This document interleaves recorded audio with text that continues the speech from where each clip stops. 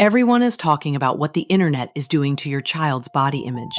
The screens, the filters, the algorithm that keeps showing them what a body is supposed to look like. TikTok, YouTube, the comments, the comparisons. Governments are passing laws. Parents are organizing. Everyone agrees something has to change, and they are not wrong. That conversation is real and it matters. But here is what gets missed in all of it. Before the internet gets to your child, before the first filter and the first comparison and the first comment from a stranger on a screen, you got there first. You are the original mirror. You are the first voice they ever heard say something about what a body is. You are the foundation the internet is building on top of. And the habits you formed before anyone was paying attention, the things you say about yourself in the bathroom, at the dinner table, watching television, are already inside your child. Already shaping the lens through which they will see every image, every filter, every comment they encounter for the rest of their lives. The internet did not create the problem. It inherited what you built. Here are 4 ordinary moments that are building it right now. 1. The mirror that teaches them to look for flaws. She is 5 years old and she is in the doorway. You are getting ready. You look in the mirror and you say something. Maybe it is just a sound, a small exhale of disappointment aimed at your own reflection. Maybe it is something more specific. I look terrible. My stomach. Look at my face today. You were not talking to her. You were barely talking to yourself. But she was watching. And what she learned in that moment was how a person is supposed to respond when they look at their own body. That the mirror is a place where you find what is wrong. That the first thing you do when you see yourself is look for what needs to be different. She is building a relationship with her own reflection right now. She does not know that yet. She just knows that when the person she loves most looks in the mirror, this is what happens. And when she picks up a phone in 3 years and sees a filtered image of someone else's face, she will already know the rules because you taught them to her first. What if the mirror was just a mirror? Neutral, unhurried, not a verdict. What if she watched you look at yourself and simply continue with your day? That is not a small thing. For her, that is everything. 2. The meal that teaches them food is something to earn. He is 6 years old and he is at the table, and you are talking about what you are eating or what you are not eating. I really shouldn't. I've been so bad today. I need to be better this week. I deserve this. These words do not feel like a lesson, but he is listening, and what he is building, slowly across hundreds of ordinary meals, is a moral framework for eating. That food is something you earn or forfeit based on behavior. That a body's hunger is something to be managed, negotiated, or rewarded. Children who grow up hearing the adults they love assign guilt and virtue to food do not develop a neutral relationship with eating.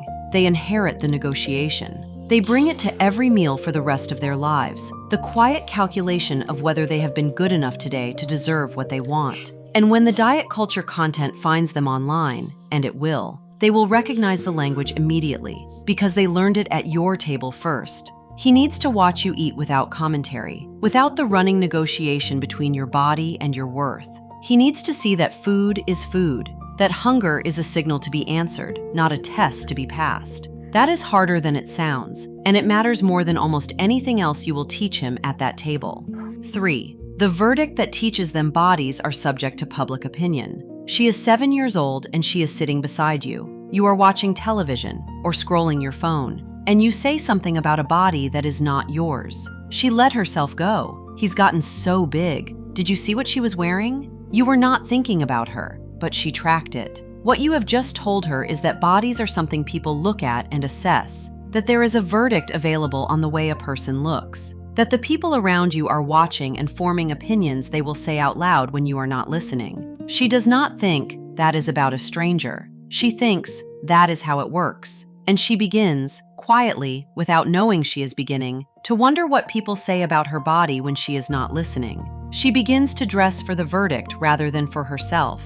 She begins to move through rooms as if she is being evaluated. When the comments come on her photos from strangers, she will already know that bodies invite opinions.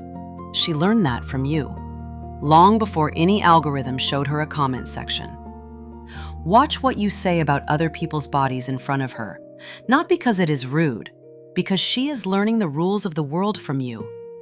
And the rule you are teaching her is one she will apply to herself first and most harshly. 4. The deflected compliment that teaches them not to take up space.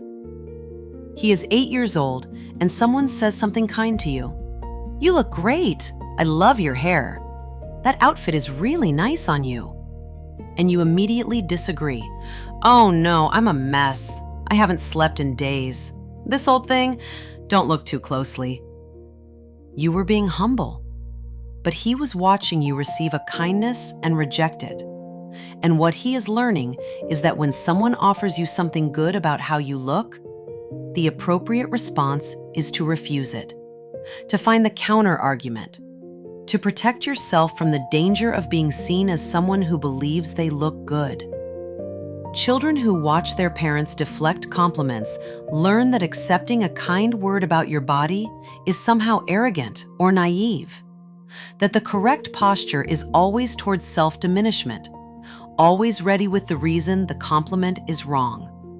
He will carry that into every room he enters. He will find the flaw in the kind things someone said about him before they can find it first. He will call it modesty. He will not remember where he learned it. You are allowed to say thank you. That is the whole lesson. Just thank you, without the correction, without the disclaimer, without the list of reasons the person is wrong. Let him watch you receive something good about yourself and simply keep it. That is what permission looks like. And it is the permission the internet will never give him. Only you can. None of these 4 moments require you to be a different person. They ask you to notice, to catch the reflex before it lands in the room where your child is listening. Because the relationship your child builds with their own body is being assembled right now, before the screens, before the filters, before the algorithm decides what they should look like. It starts here, in these ordinary moments, in the words you use in passing, in the way you look in mirrors and talk about meals and respond to compliments when you think it is just you and your own private struggle. It was never just you. They were always there.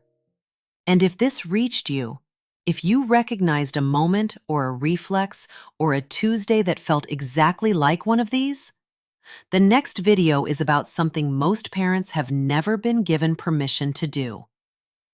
How to speak about your own body in a way that gives your child something different to build with. Not perfection, not performance, something real. That one is next.